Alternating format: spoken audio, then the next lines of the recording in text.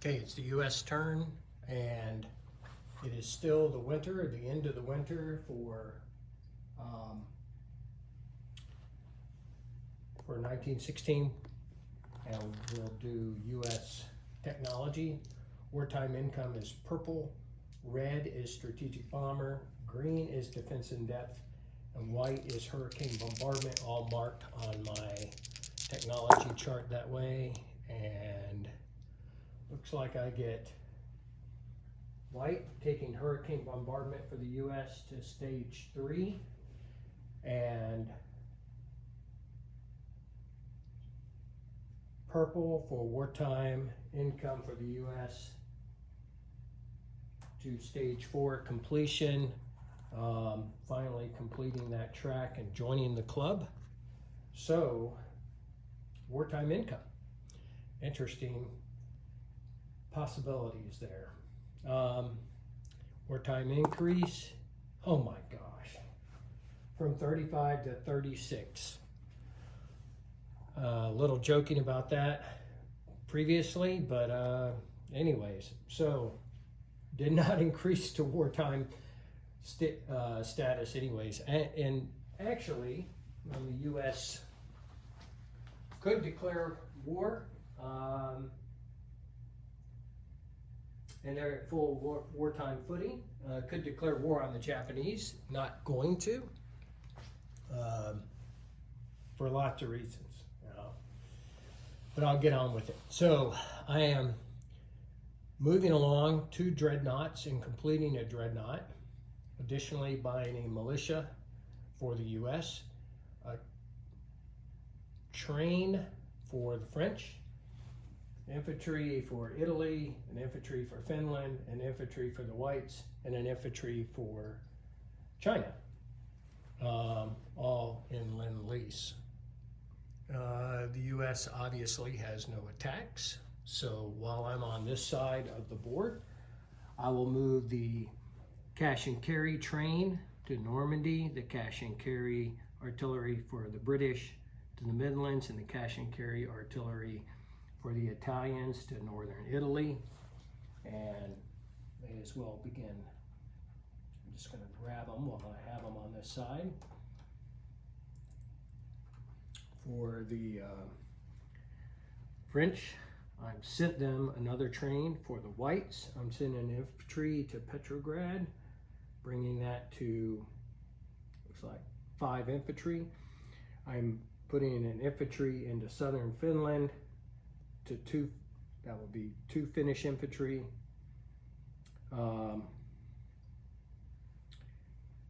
The infantry into northern Italy, looks like he will be at 3, 4, 5, 6, 7 regular infantry.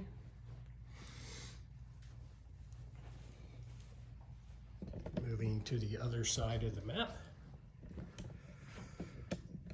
Placing the dreadnought into San Francisco, placing the Chinese infantry into the, oh shoot, there's interdiction by subs.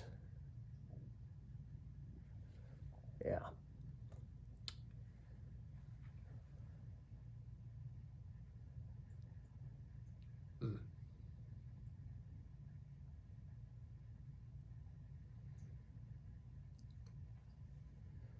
My militia is going to go into the Philippines, bringing that to 2 militia in the Philippines.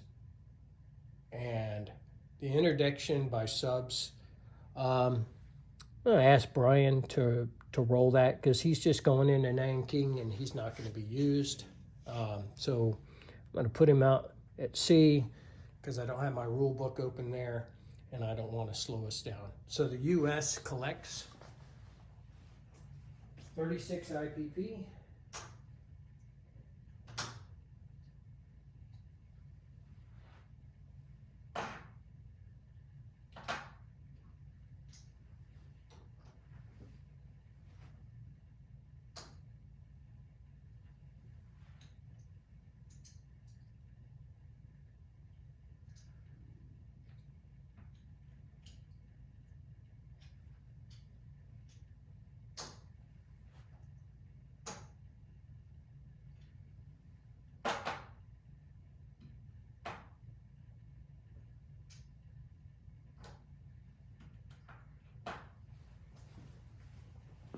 My apologies, but a couple things got in the way. Okay, off to the Chinese. I believe I'm complete with the U.S.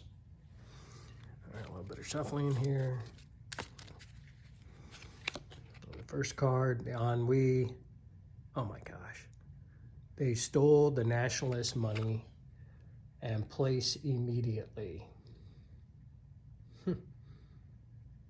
Well, all right.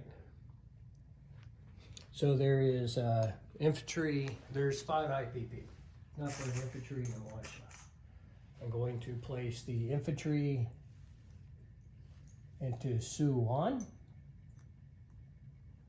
because there's 1 manpower icon there, and the militia into Peking. Okay. The Yunnan conduct a mandatory offensive. So that is a non-playable card for Yunnan. I'm going to shuffle that back in. Ennui conduct a mandatory offensive. So they're attacking me.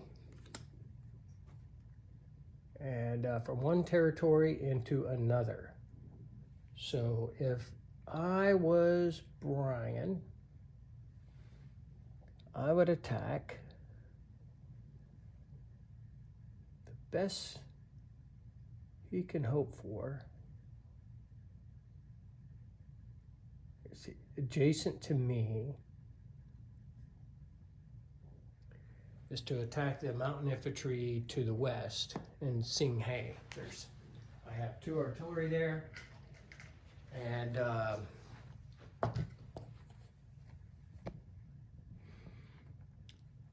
have 2 artillery, and he'll be bringing a mountain, a cav, and 2 infantry. He has another option to attack the 2 cav and the artillery south of that. It's kind of a wash. I'll have him do that. I'll have him attack into Shinsi. Okay, he's attacking with 2 infantry, which will be brown, the cavalry yellow, and black for the mountain into Shinsi. And he hits with his cavalry. I should have rolled my artillery first, which it missed anyways, and 2 cavalry in defense, which missed. So I will take off 1 cavalry, and that's that mandatory offensive. Lastly, Fintang gets a cavalry in any territory, and that would be, I'm going to put a chip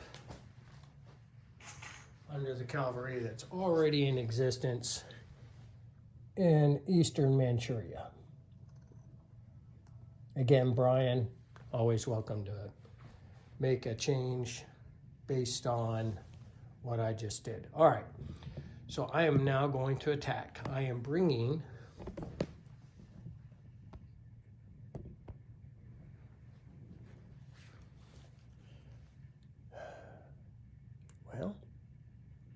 got some problems because I don't have any money to place units. So I may have to, the 2 artillery will definitely go from Singhe. The artillery from Shensi.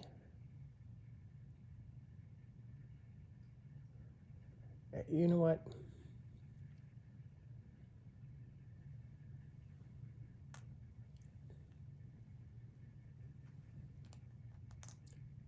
Due to the loss of money,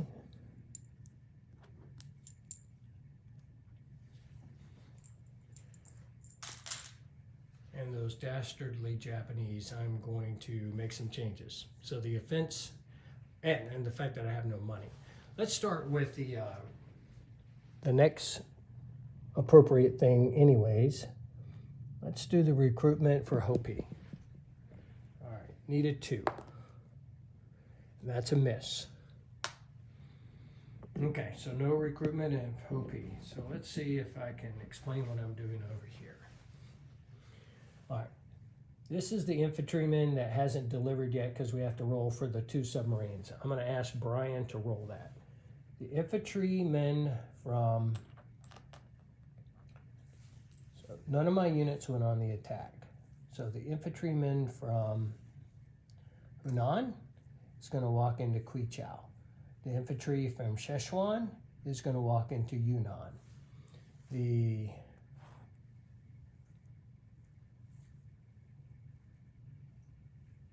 I have 2 infantry from Peking that are going to go into Hunan. The remaining infantry from Nanking is going to walk into Shantung, and one of the Shantung infantry into Szechuan. So,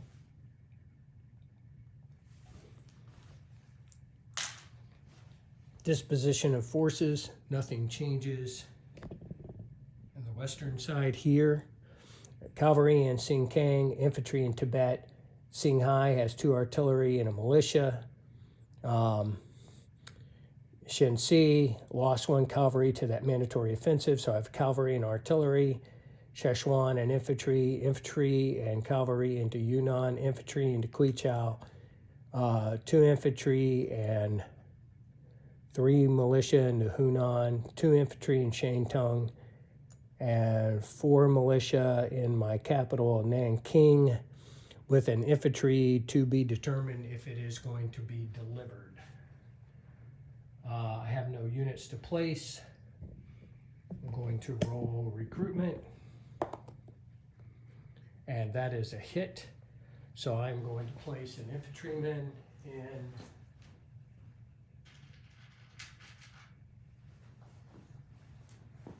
my capital of Nanking. That's the end of the warlord turn, or the Chinese turn. Rolling for spring 1917 west.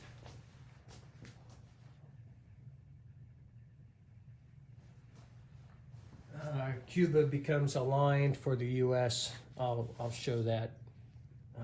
They're not at war, but it is 1917, so they'll be aligned, technically controlled until at war. So in the west, 4 makeshift fleet. The Russians get a transport in C-Zone M11. So, Tim, you want to put that on. And in the east, another 4. Uruguay and Ecuador sever ties with Germany. Germany pays 2 IPP in lost trade. So, Randall, you lose 2 IPP. So very uneventful random events this turn. I believe we've done everything, including the worst luck ever in rolling U.S. income. So we'll see you in the spring of 1917.